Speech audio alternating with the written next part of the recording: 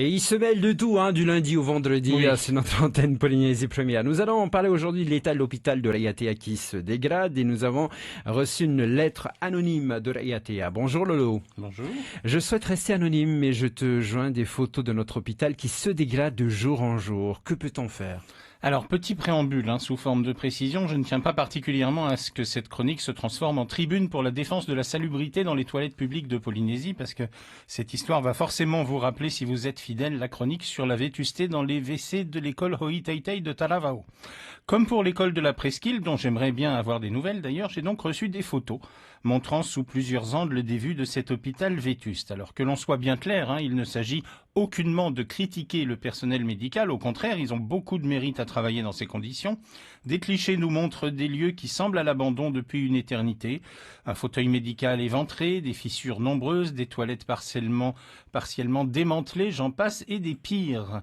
Des réclamations ont été faites, et ça remonte sans doute dans la hiérarchie de l'administration de la santé. Ça doit au mieux passer de service en service, mais comme il s'agit d'un hôpital des îles, on a en toile de fond l'éternelle question des priorités et du budget, sachant que la tendance serait plutôt à la fermeture des hôpitaux des archipels qu'à la réhabilitation des installations actuelles. Alors à la question que peut-on faire, je répondrai que la solution est déjà en chemin puisque ces photos, qui ressemblent pour certaines à un hôpital du tiers-monde, elles doivent circuler. Il faut donc médiatiser ces choses-là, ces gâchis administratifs, et c'est ce que cette chronique se propose de faire en amplifiant le buzz, puisque l'avantage en 2017, c'est que nous avons un outil fantastique, Facebook, dont on parle souvent ici, qui permet d'alerter les autorités sur des situations absurdes.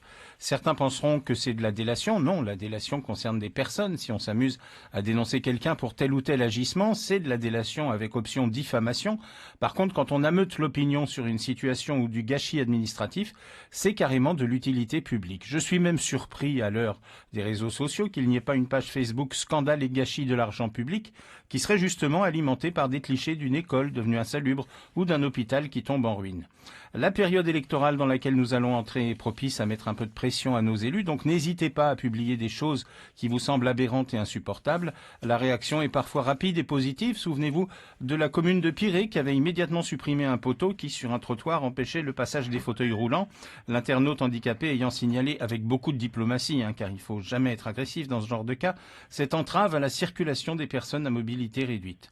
À l'heure où l'on compte la luxueuse vaisselle à Talaoi, on espère que quelques améliorations prioritaires seront vite réalisées à l'hôpital de Raiatea, car à l'heure d'Internet, on préférera toujours un arrangement amiable négocié et médiatisé à un bad buzz qui va amplifier le scandale à tort ou à raison et ruiner votre réputation. Et c'était de quoi je m'y mêle avec Lolo.